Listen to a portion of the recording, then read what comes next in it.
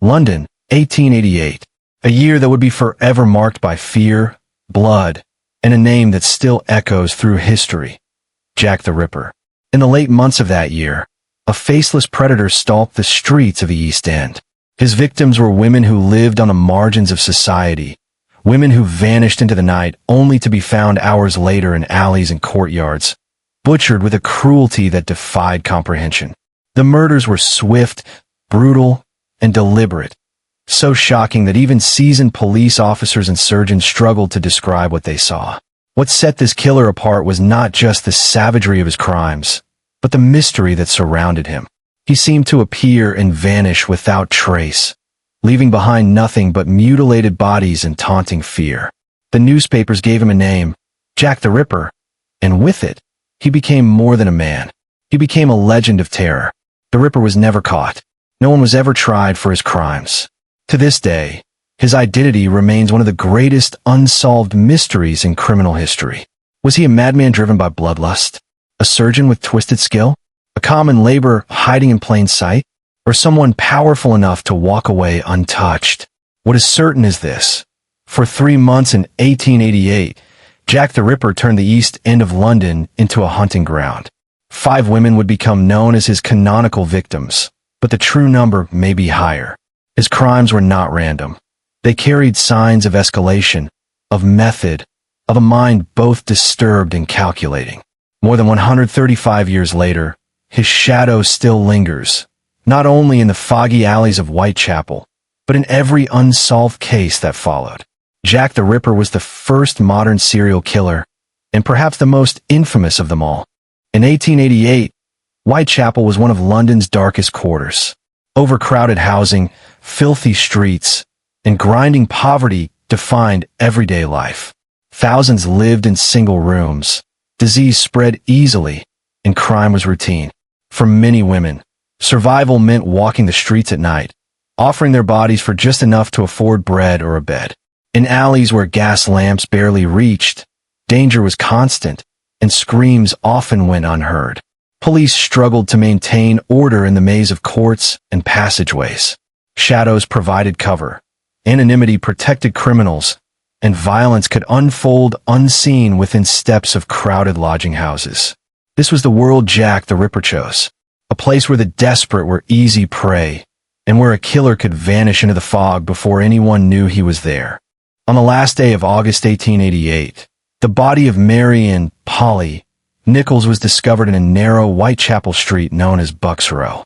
She was 43 years old, the mother of 5 children, and separated from her husband. That night, like many others in the East End, she had no money for a bed. Witnesses saw her hours before, trying her a few coins. By dawn, she was dead.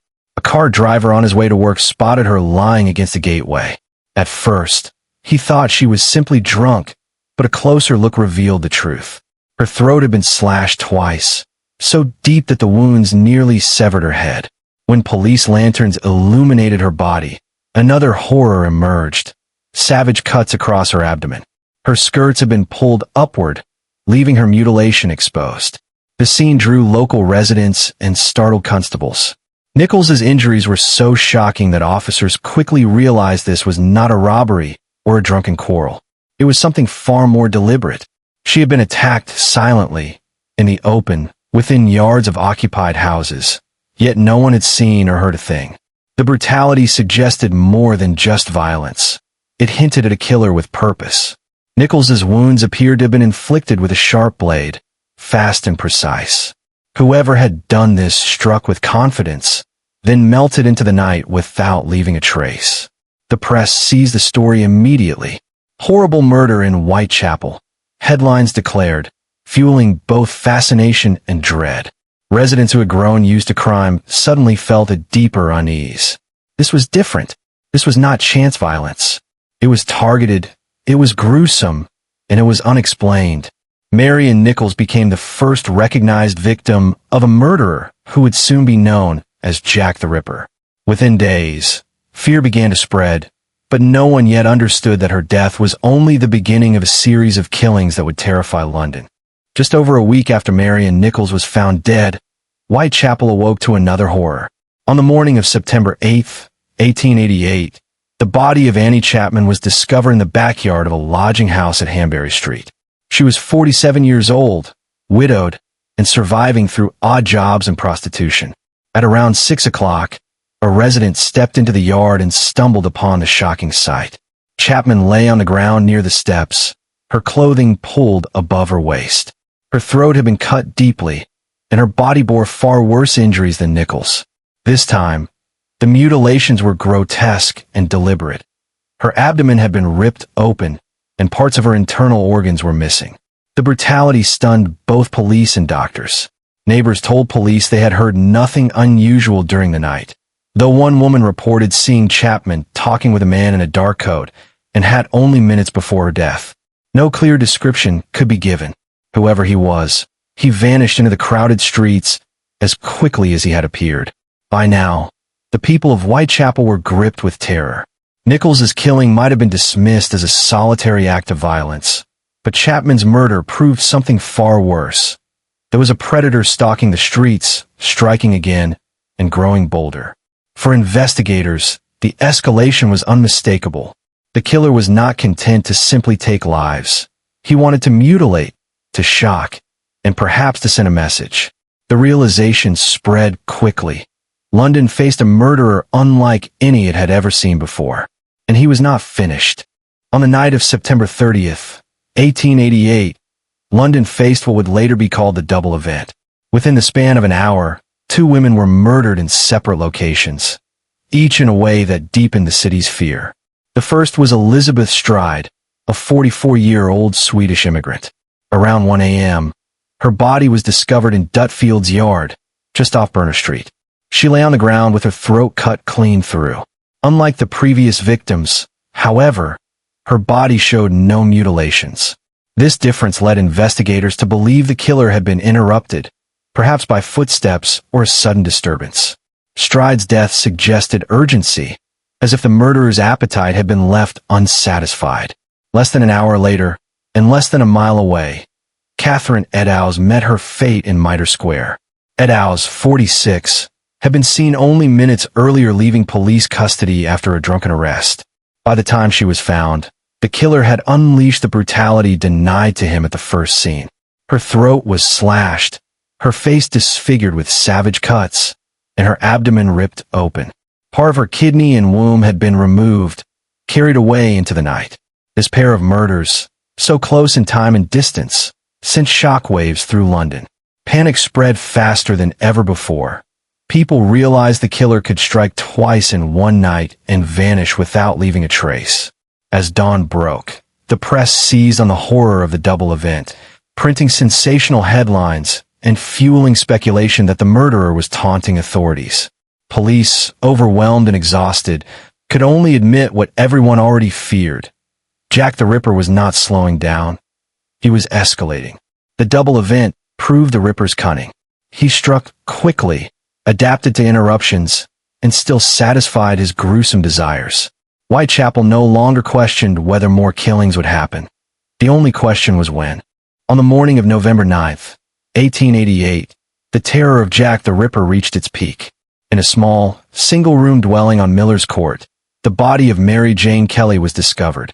She was just 25 years old, the youngest of the Ripper's known victims, and unlike the others, she was killed indoors. Her landlord assistant had come to collect overdue rent. When no answer came, he peered through the broken window. What he saw inside would haunt investigators forever. Mary Jane lay on her bed, and the room was soaked in blood. Her throat had been cut down to the spine, her face slashed so savagely that it was unrecognizable. But it was the mutilations beyond that which marked this as the Ripper's most horrifying act. Her body had been flayed open, organs removed and placed around the room. Flesh had been stripped away with almost unimaginable brutality. Unlike the quick strikes in the dark streets, here the killer had time and privacy. The locked room suggested she had invited him in, or at least knew him well enough not to fear his presence. Inside, he unleashed every violent impulse without interruption. Forensic doctors later admitted they had never seen a human body so completely desecrated. This was not just murder, it was annihilation. The sheer ferocity suggested either a climax of the Ripper's madness or an effort to make his mark unforgettable. And then, just as suddenly as he had appeared, he was gone. By the end of 1888, London police were drowning in frustration. Jack the Ripper had killed again and again, yet they were no closer to catching him. Each crime scene gave them something to study, but nothing that led to answers. They had blood, they had bodies, they had fear, but they didn't have the killer. Witnesses came forward, claiming they saw the victims with men just before the murders, but the descriptions never matched. Some said the man wore a shabby coat. Others swore he looked like a gentleman. Was he poor, rich, tall, short? No one agreed. It was like chasing a ghost. Doctors studied the wounds. The throats were cut with confidence, the organs removed quickly. Some experts believed the killer had medical training, maybe even a surgeon. Others argued it was just a steady hand and a sharp knife. Theories flew in every direction, but the truth remained hidden. The tools of investigation were weak. There were no fingerprints, no DNA testing, no proper crime scene photos. Detectives sketched what they saw, wrote endless notes, and tried to piece together scraps of evidence. Scotland Yard even brought in bloodhounds to track the killer, but the attempt failed almost immediately. Every lead seemed to crumble. Meanwhile, the police force filled the streets with officers, hoping to scare the murderer into making a mistake. But he always slipped away. He killed fast, vanished into the fog, and left behind nothing but horror. For the authorities, the nightmare wasn't just the murders, it was the growing anger of the public. Newspapers mocked the police for failing. Crowds jeered at detectives on the street. Each failure made the city feel more helpless, more afraid. And then, just when the investigation seemed completely lost, something new arrived. Letters. Some were wild hoaxes, but a few struck terror. They were written in red ink, filled with threats, and signed with a name that would echo forever. Jack the Ripper. As the murders shook Whitechapel, the police suddenly faced something new. Letters. Dozens of them poured into newspapers and police stations, each claiming to be from the killer himself. Most were quickly dismissed as cruel hoaxes, but a few stood out, and they changed everything. The first to capture attention was addressed simply to the boss at the Central News Agency. It began with the words, "Dear Boss." The writer mocked the police, laughed at their failures, and promised more killings.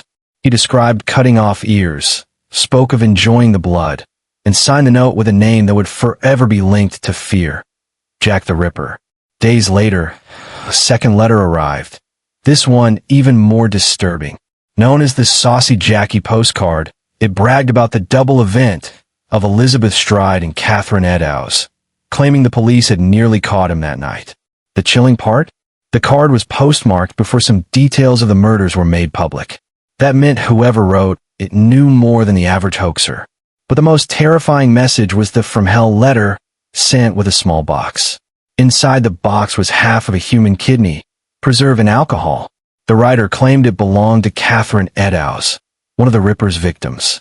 The grotesque delivery shocked even hardened investigators, and though some doubted its authenticity, the effect was undeniable. The Ripper was no longer just a shadow in the streets. He now had a voice. The press published the letters, and London erupted in panic. For the first time, the killer had an identity.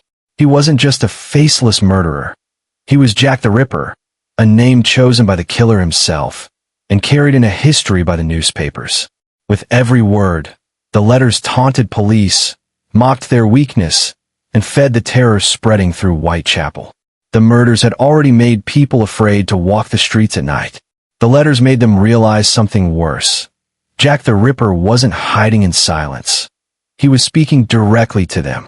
With London in fear and the press demanding answers, suspicion turned on anyone who fit the image of a killer. The list of suspects grew quickly, ranging from common criminals to respected professionals. But none could ever be proven guilty. One of the first serious suspects was Montague John Druitt, a barrister and schoolteacher. When he was found drowned in the Thames shortly after the last murder, police whispered he might have been the Ripper, silenced by suicide. Yet no evidence connected him to the crimes beyond timing. Others believed the killer was Aaron Kosminski, a Polish immigrant living in Whitechapel. He was mentally unstable and known for violent behavior, which made him a convenient target. Later police notes suggested he had been strongly suspected, but again, proof was missing. Theories grew stranger as fear spread. Some accused a local butcher or slaughterhouse worker, pointing to their easy access to knives and blood. Others whispered it could have been a surgeon, or even a royal conspiracy, claiming a member of the monarchy was covering up scandal through murder. These ideas captured the public imagination, but lacked real evidence. At one point, suspicion even turned to journalists themselves. Reporters had access to inside information, and some wondered if one of them had been creating the very stories they wrote about. The idea of the Ripper as both killer and storyteller was horrifying, but impossible to prove. Police files filled with names, but each suspect slipped away under closer inspection.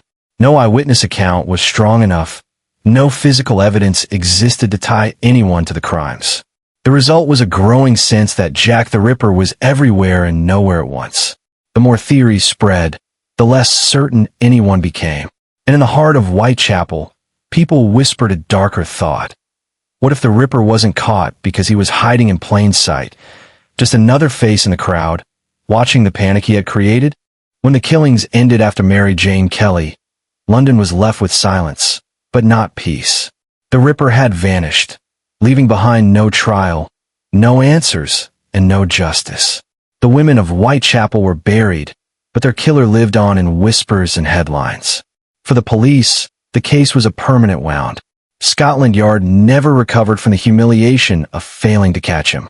Every unsolved murder that followed was compared to the Ripper, and his shadow haunted investigators for generations. The absence of closure only deepened the legend. Over a century later, Jack the Ripper remains the world's most infamous killer. Books, films, and endless theories try to unmask him, but his true identity is lost to time. What survives is something darker, a reminder that evil can move through crowded streets, strike in silence, and vanish forever.